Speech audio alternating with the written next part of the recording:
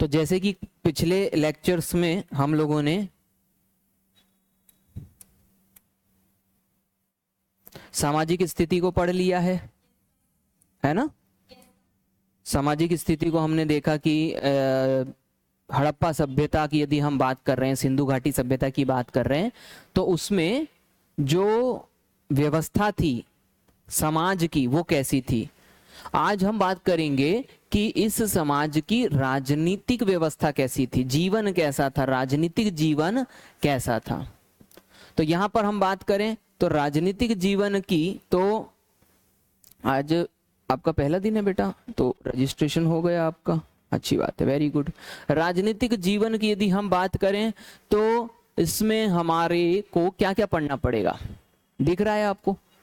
यहां ऐसा लग रहा है कुछ लोगों के नाम लिखे हुए हैं, और ये नाम इसलिए लिखे हैं क्योंकि ये सब विद्वान हैं, पुरातत्व वेत्ता हैं, जो इतिहास को समझते हैं, जानते हैं, ऐसे लोग हैं।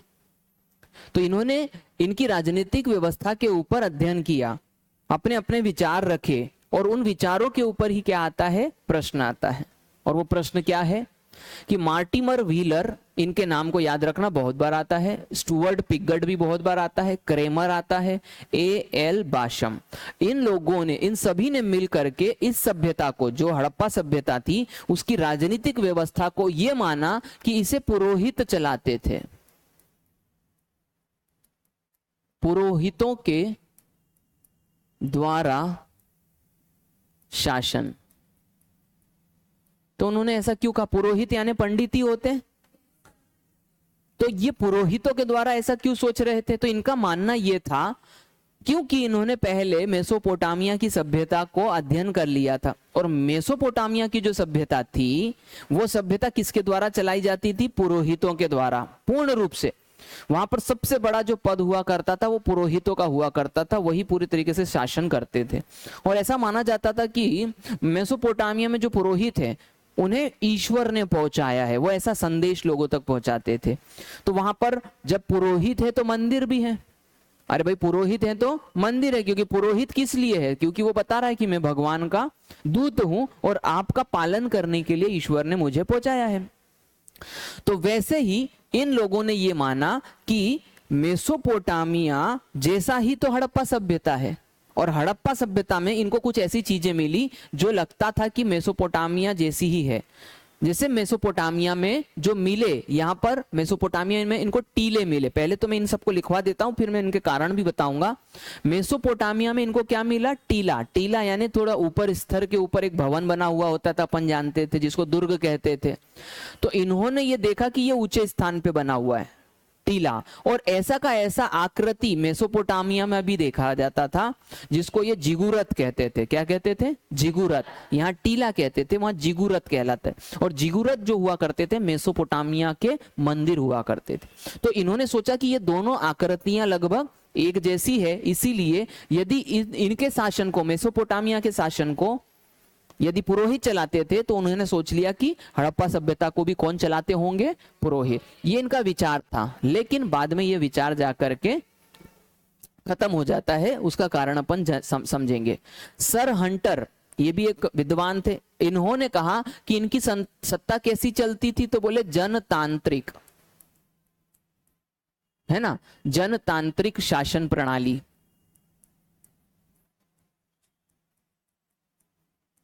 ये जनतांत्रिक शासन प्रणाली क्या होती है, तो मतलब लोगों के द्वारा चलाई गई एक प्रकार से सत्ता, लोग ही अपने हिसाब से मैनेज कर लेते थे सभी चीजों को। क्यों इनका ऐसा कहना था, इनका ऐसा कहना इसलिए था क्योंकि इन्होंने कहीं पर भी कोई ऐसी व्यवस्था नहीं देखी। पहली बात तो इसको अपन ऐसे भी समझें कि राजनीतिक जीवन के ऊपर हड़प्पा के जो है ना वो बहुत कम साक्ष्य हैं। एक तो अपन इनकी भाषा नहीं समझ पाए हैं, और साक्ष्य भी बहुत कम है, क्योंकि मैंने इसके ही पहले आपको बताया पूरे मोहनजोदड़ो में जो सबसे बड़ा शहर माना जाता था, उसमें से भी सिर्फ 10% को ही हम खोद पाए हैं, 90% अभी भी जमीन में है। तो इनके ज्यादा साक्ष्य हमारे पास है नहीं। तो हम अनुमान लगा रहे हैं कि जनतांत्रिक क्यों होगी, क्योंकि हमने कहीं पर भी ऐसा एविडेंस नहीं देखा कि ये जो लोग थे ये लोग किसी प्रकार के भवन में, क्योंकि यदि यहाँ पर कोई शासक होगा, कोई चीज होगी, तो जैसे हमारे देश में संसद है तो राज्यसभा है, लोकसभा है, राष्ट्रपति का भवन है, सही बात है कि नहीं? तो ऐसी आकृति यहाँ पर कहीं पर दिखाई नहीं दी, लेकिन सब काम चल रहा था। तो इन्होंने सोचा कि ये जो काम है जनतांत्रिक है, यानी कि लोगों के द्वारा ही ये सत्ता चलाई जाती थी। लोग अपने आप, मतलब कोई किसी के ऊपर नहीं है, सब अपने हिसाब से काम करते थे, लेकिन इसकी भी अपनी कुछ सीमाएं हैं। अर्नेस्ट मेके ने क्या सोचा? अर्नेस्ट मेके के द्वारा यह सोचा गया कि यह जनप्रतिनिधियों की संस्था थी।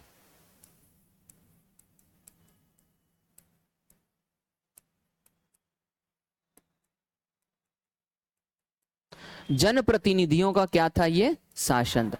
तो इन्होंने ऐसा क्यों सोचा? क्योंकि इनका मत ये था कि ऐसा नहीं हो सकता कि हर आदमी हर काम जानता हो।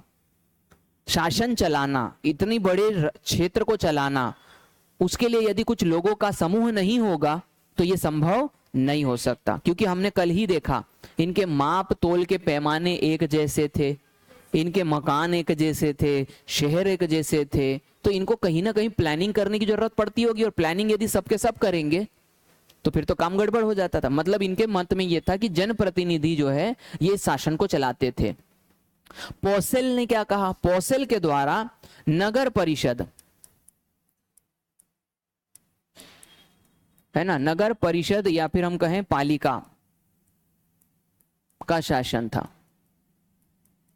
तो इनके अनुसार ये क्या बात हो रही है कि नगर परिषद एक प्रकार की हुआ करती थी, जैसे हमारे यहाँ पर नगर पालिका है ना, तो क्या होता है उसमें कुछ लोग चुन करके आते हैं, फिर वो नालियों का ध्यान रखती हैं, मकान का टैक्स लेती हैं। तो हमने देखा मोहनजोदड़ो में अन्नागार थे, तो अन्नागार यानी कि कोई एक व्यक्ति के तो वो थे नहीं, मतलब कि वो इतना बड़ा भवन यदि बना हुआ है जहां पर अनाज रखा जा रहा था, तो वो अनाज किसी से लेके ही रखा जा रहा था, तो वो टैक्स वाली व्यवस्था है।